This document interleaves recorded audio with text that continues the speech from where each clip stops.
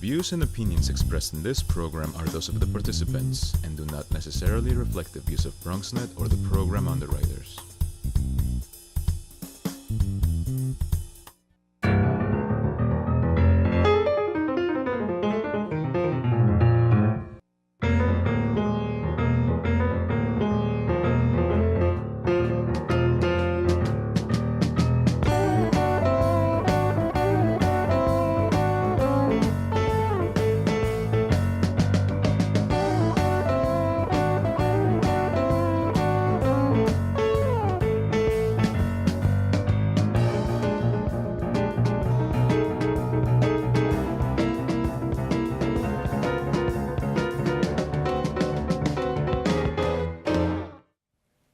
Good evening and welcome to Bronxtalk. Tonight we turn to the state legislature and give you a first-hand report from both the Assembly and the Senate. We'll talk about the primary results and how they might affect the makeup of the state Senate. We will also discuss the state budget, the status of the Kingsbridge Armory Ice Center project, and much more. Feel free to weigh in with your questions or comments. You can call 718-960-7261 or send an email to us at bronxtalk@bronxnet.org or post it on our Facebook page, and we'll read it on the air during a future edition of our program. For the here and now from the 33rd Senatorial District, which includes the Bronx neighborhoods of Fordham and University Heights. I almost said Fordham University, that's in there too. Also Mount Hope, Kingsbridge, Belmont, it is Senator Gustavo Rivera. Welcome back to the program. Pleasure to be here, Gary. Nice to have you. And from the 86th Assembly District, which includes some of those same neighborhoods, it's Assemblyman Victor Pichardo. Nice to see you, sir. Always a pleasure, Gary. Thank you. Gentlemen, and actually let's start with you, Senator. Todd Kaminsky has apparently won the election to replace Dean Skelos. Not apparently. He's won that election. We talked about it prior to the show. What does this mean for the political balance in the state Senate? Well, first of all, I can't tell you how happy, how ecstatic we all are to welcome Todd Kaminsky to the State Senate Democratic Conference. We have somebody who is a former federal prosecutor, and funny enough, he was a federal prosecutor, one of the people that put Pedro Espada away. I'm not sure if you knew that. Before he was an assembly member. He's somebody that not only holds himself to the highest ethical standards, but somebody who works really hard for his constituency out in Long Island, born and raised out there. Very happy to have him as a colleague. What it means for us is we, as a Democratic Conference, have 26 members that are going to be sitting down at the beginning of May. Along with the 5 members of the IDC, that makes for 31 Democrats. There's 31 senators who are Republican, and 1 Senator, Simcha Felder from Brooklyn, who who's a Democrat on paper, but he caucuses with the Republicans. So it puts us, bottom line, it puts us as a Democratic group in a very strong position coming into November, and I feel very, very strongly that we're going to be in the majority next year. Translate that into some action that you think would be useful to you or the people of the Bronx. I think most importantly, being in the majority means being chair people of committee, both men and women, obviously. So you have, in the case, for example, Senator Diaz would be the chair of the Aging Committee. Senator Serrano would be the chair of Parks and Recreation. Senator Espaillat would be the chairman of Housing. I would be the chairman of Health. Et cetera, et cetera, et cetera. So what you have is the ability to directly participate in negotiations both in the budget as well as in determining the direction of policy direction of a particular committee. That is what we are in this for.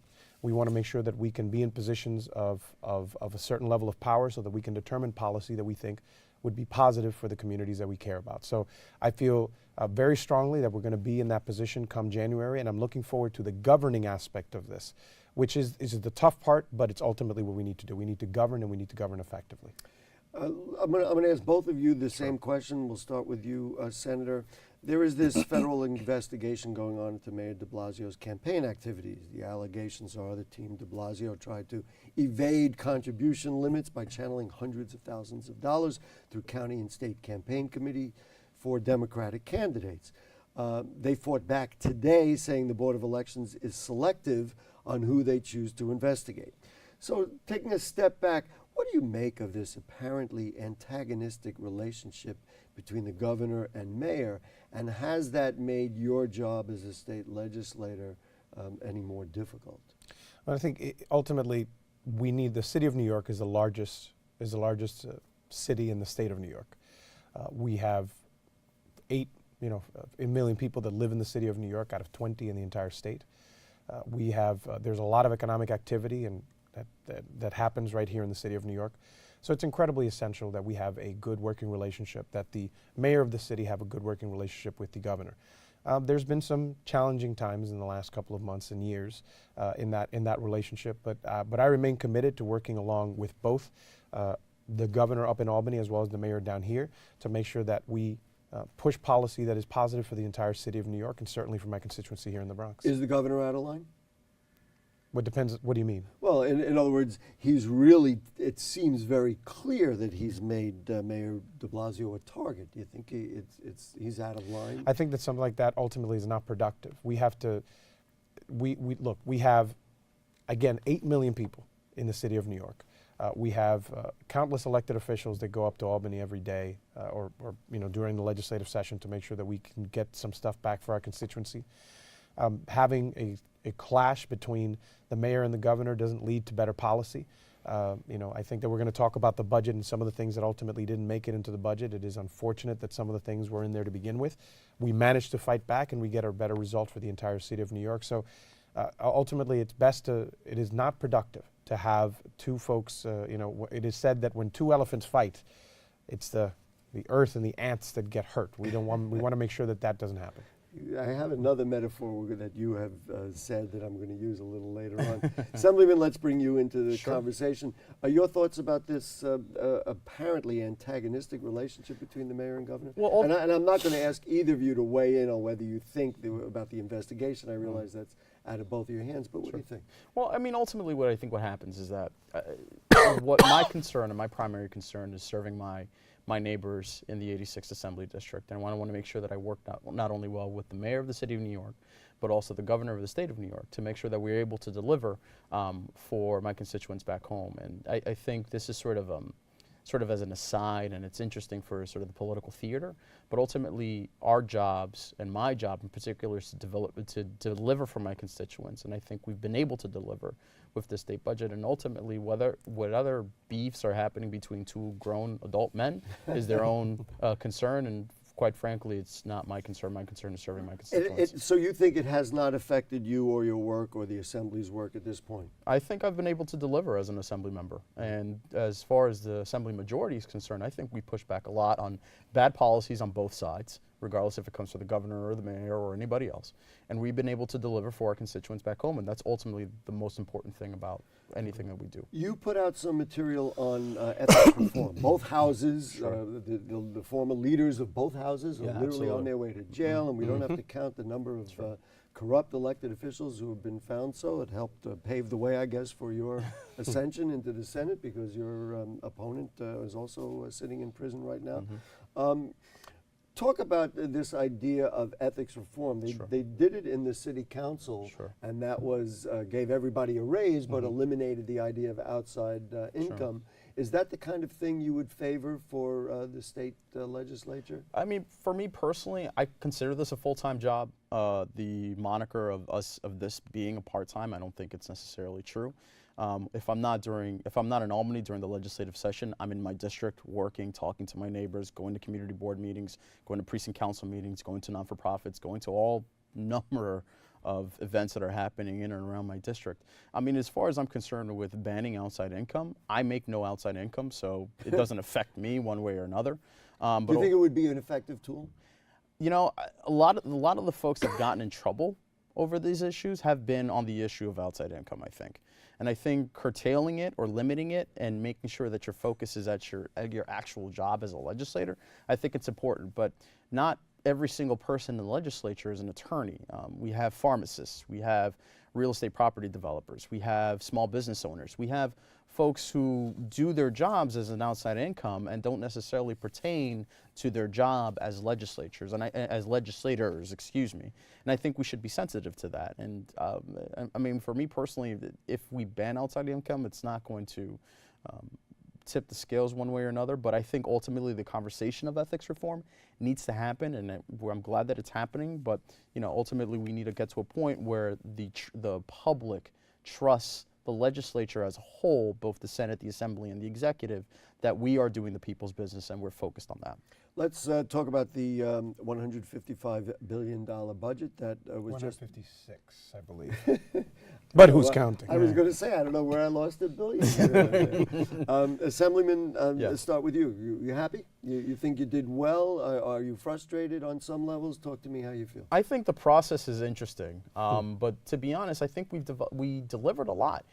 In a constituency that I represent, that the average median income salary is less than $20,000 a year, we've been able to raise the minimum wage quite significantly over the course of the last couple of years. And I think that's a huge win, not only for the state of New York, but my constituents back home. And also we included paid family leave, and the issue as well of my brother's keeper and making sure that young men of color have a better path than just the school to prison pipeline. I think those are huge wins for our community. Yes, we could have gotten a little better out of the budget with CFE, which is still pending, that we need to make sure that we take care of next year. But I think overall, I think I'm happy. And this is sort of a stepping stone. We got to first and goal. We punted, but we're in good field position. We can move it down the field next year. You've obviously been in office for less years than your colleague sitting next to you. The process needs to be tweaked. Are you happy with there's 3 men in a room still going on? I think in every year that I've covered the state budget on this program for 21 years, we've talked about the problems of 3 men in a room, but that's what we've got. I believe that as long as we get to Rome, we get to Rome. I don't care in what permutation you take it. As long as I can deliver for my constituents and we have a voice in the room and a seat at the table, I think that's the most important thing. Whatever permutation it takes, I think it's sort of irrelevant. The metaphor that Senator Rivera used just a little while ago about the elephants was interesting, but he is quoted, I believe, in the New York Times as saying, if you don't give me a menu and don't allow me to order, then don't put a bologna sandwich in front of me and call it a steak. I'll tell you the context. You were complaining because you believe that you didn't get to see the budget early enough or with enough preparation so you could make intelligent choices. Gary, I don't believe this. I know this. A couple of things. First of all, to refer to something that the Assembly member was talking about earlier, I don't agree that we should have ban on outside income. I do think that we should have an outside income much like the one that exists in Congress, that has to do with whether, as the Assembly member said, whether you would have interest before the legislature. In my case, for example, I teach one college class a year, make roughly $3,500 from that semester. That is not something, that is a small percentage of my total salary. And I think that that's something that we should look at, to do something like Congress. There's some value to having you in a classroom. I believe so. People get access to a legislator, and they also understand about government better. That's a good thing. Yeah, and there's actually a bill that I support, which is put forward by my colleague, Brad Hoylman, which would do just that, to establish limits much like the ones that exist for Congress. So that's one thing. Related to the budget. Yes, I did say that, and I said that at about 6:50 a.m., on Friday, when we had started our debate at about noon on Thursday. And we didn't get done until about 9:30 or 10 a.m. in the morning. That was on the final day that the budget was That is correct. due. That process is broken. The argument that I was making there was that if you don't show me, if you don't include us, not just me, but us as a Democratic conference, the fact is that we represent about half the population of the state. Our leader, Andrew Stewart Cousins, was not included in those conversations. So if you put a proposal in front of me and you say, I want you to vote on this right now, my response is going to be like, not right now, because I haven't read it yet. So I didn't think that I didn't get it in time. We needed some time. We needed at least 2 to 3 hours at the very least to be able to look at this. But more importantly, Gary, we needed to be included in the process as it was being put together. How should it be? I mean, you're going to put 5 people in a room. You're going to just. I don't want to spend a lot of time on it because I want to get into the meat and potatoes here. But I thought we talked about steak just now and bologna sandwiches and such. So well, dinner is served. There's definitely that. Do you have an idea of what it should look like, or start the process earlier so people can? Well, I certainly think that we should include the Democratic Conference in it when you have more than half the population is represented. If you need our votes, then come and talk to us about it. I will say, for the record, that I absolutely applaud Assemblymember Pichardo and the rest of the Assembly majority that held firm on many issues. That whether it's the $15 minimum wage, big win; paid family leave, big win; push back on CUNY, funding, which was a huge win because they wanted to, the governor wanted to do about that in a moment. a huge cut to CUNY, as well as huge cuts to Medicaid, and the Assembly fought back. So I think that was good, but it would have been better if we had been included in the process, and by we I mean the Democratic Conference. Let's talk about this $15 minimum wage. First of all, it doesn't guarantee a timetable for anywhere except New York City. I know many people in New York City would be happy about that, but it really was a limited victory, and the wage will be in effect in 2018, so we're waiting, another year and a half at least. Yes, sir. And Long Island and Westchester County will wait until the end of 2021. Seems to me, you could do this thing and have it start, July 1st, 2016. Sure. What kind of victory is this really? I mean, I guess it's nice, but people aren't going to feel it for a very long time. The argument that the quote that you read, again at 7 a.m. in the morning on Friday morning, was me making the case that we had at least a compromise that we could live with. Do I think that we needed to go to $15 an hour immediately? Yes, I do. Do I think that we needed to include the entire state and not have different timetables from different parts of the state? Yes, I do. And the rest of my Democratic colleagues believe the same thing. We were not included in the conversation. We will hopefully, and with the work that we're going to do between now and November, be in the majority next year so we can talk about retooling some of this stuff in a balanced way so that it doesn't have an undue impact, an undue negative impact in parts of the state or different small businesses. Ultimately, it was a compromise that we could live with, and I wish we could have gotten more, but it wasn't as bad as the minimum wage deal that I voted against about 4 years ago.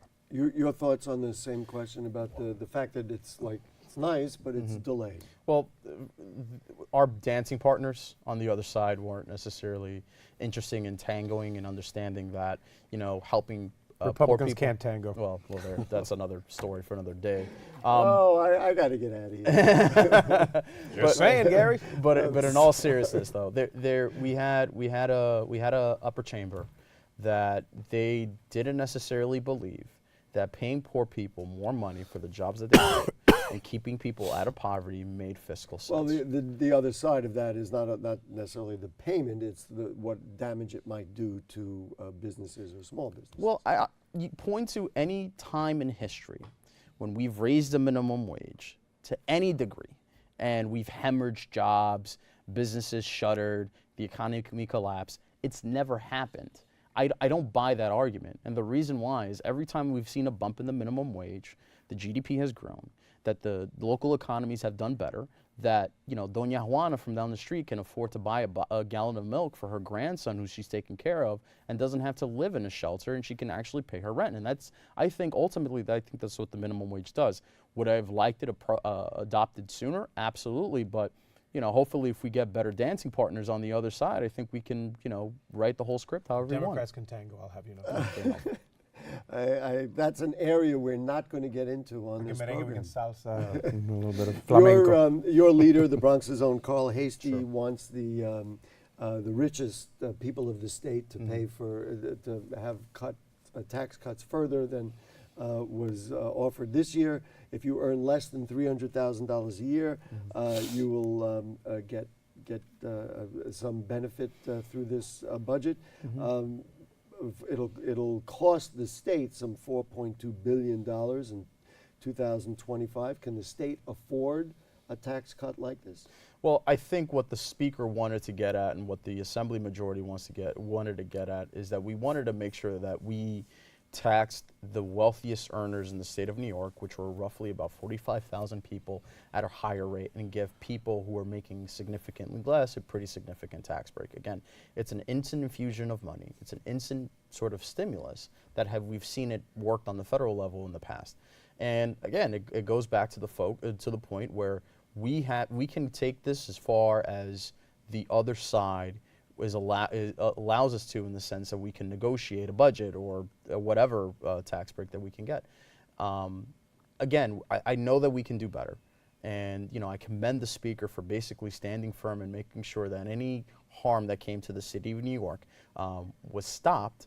But ultimately, we need to make sure that we have people who are like-minded that can actually move the ball forward and make sure that this is a state for everybody and not for the top earners. I thought it was ironic that the governor said that he was going to, cut CUNY. The senator referred to that just a moment ago. Cut CUNY, $500 million, and then a day later they come back and say, well, we weren't really serious about it. How do you measure that what the governor was trying to do? You think that was a serious proposal?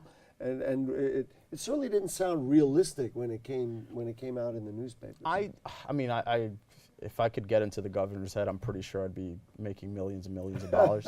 But I really can't. What my concern was, if this was a real proposal, either come from the executive or from the upper house, that we had to take it seriously. And we had our folks look into this, and if we were blowing a $500 million budget into the city, into the city of New York's budgets, who are already negotiating their budget, it would leave mostly students of color basically on the foot for the bill. So I didn't feel comfortable with that. The majority of our colleagues felt that we were uncomfortable with that. So you think it was a serious proposal?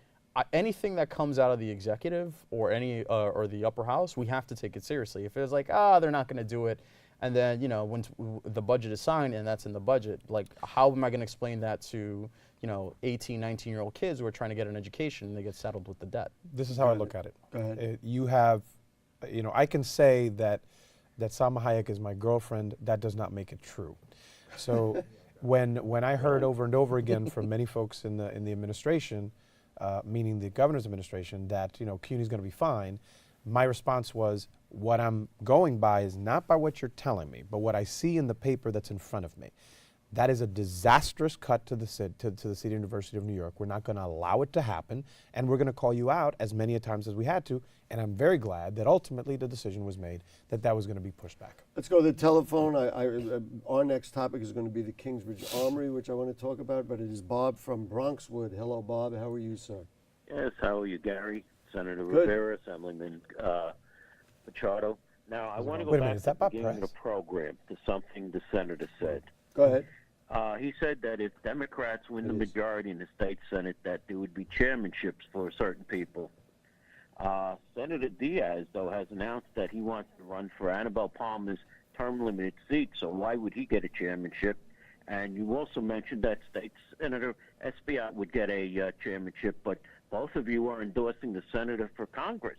Are you saying now that he's not going to win the congressional race? All right. I got Thank you that. very much. Go ahead. First of all, the way Thank that you. it works in the Senate is that when you are in the majority, every member of the majority is a chairman or a chairperson of a committee. So every one of us would get a chairmanship.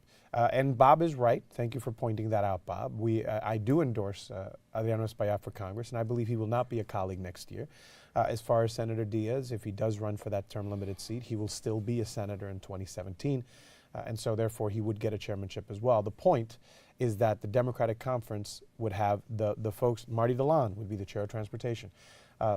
We have our colleague in Westchester would be the chairman of education, et cetera, et cetera, et cetera. It is about, again, having the ability to determine policy in a particular All area. right, so Bob picked out a couple of names. Just out of curiosity, I wasn't going to go here, but borough president came out for Keith Wright. So it appears there's not unanimity in the Bronx as far as the congressional race.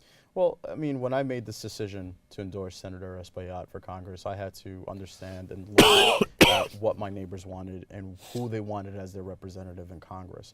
My assembly district overlaps with 2 congressional districts, one with Jose Serrano, who's up for re-election, but I don't see any sort of challengers on the horizon, and then the 13th congressional district, which I actually physically live in.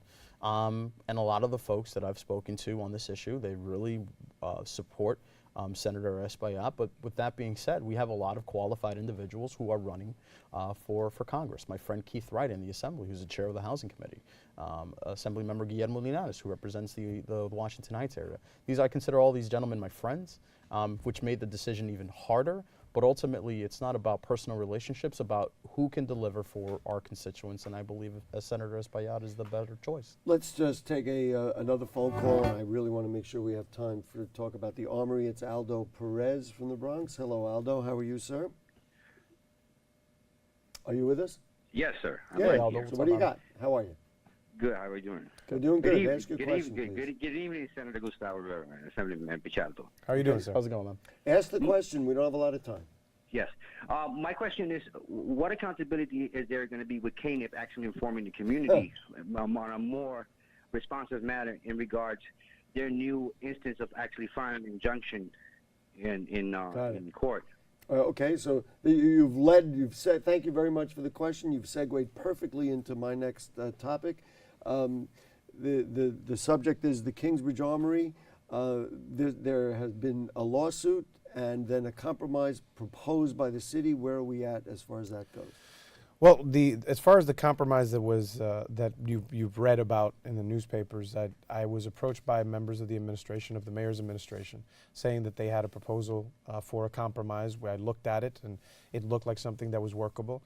It's unfortunate that at this point it has not been accepted by the developers. I hope that there is a point of agreement here. I mean, look, we want, and when I say we, I think that I speak for many people when I say that we want this project to go forward because we want the Armory to be a useful part of the community, not just an empty building. And there's a reason why I supported the project, because they in good faith came and negotiated with the community and signed a community benefits agreement that will be legally binding once the lease comes out of escrow. Two quick questions. We don't have a lot of time. Yes. The caller's question was whether KNIC needs to provide more information. Seems to me it's everything is out there. Everything depends on this lawsuit at this point. It seems to me. I mean, obviously not an attorney. But And if you I think read that's that correct. lawsuit and you take it at face value, it would certainly suggest that the city has tried very hard to wrest the project from the current holders of the Kingsbridge National Ice Center in favor of people who are now a splinter group and no longer connected. Is that how you read it? It is how I read it. I mean, obviously this is going to be decided in court. I am not an attorney and I'm not the judge in this case. Ultimately, I stand with the community. I want this project to happen because it will be inclusive of community concerns. I want to make sure that we keep communications going between everyone involved, including KNIC. So I look forward to being playing a role in making sure this communication happens. I want to give the Assemblyman a chance, just your thoughts on what you've read about the lawsuit. They're all waving me, we got to go, so you got to be real quick. Very quickly, I hope that this lawsuit is resolved and settled very quickly, because the longer this process takes, the longer that the community wouldn't have access to benefits that it so rightfully deserves. And I want to make sure that all actors involved have what they need to make sure that we move forward on this project. The caller was suggesting that KNIC needs to be more forthcoming. Are you concerned about that, or that's not on the table at this point? Well, I haven't looked the exact details on the lawsuit or the proposal, to be honest, but I think more information is always better. Gustavo Rivera, Victor Pichardo, thank you. Never enough time, always too much to do. They're going to be yelling at me forever that Gary took forever, so I'm just going to say, ladies and gentlemen, good night. Thank you to really hard-working crew. They were running all over tonight. Clyde and J-Lo, the producer, and Mialani was the director, and Helen in the control room. The cast of thousands, and to you, we'll see you next week. Good night.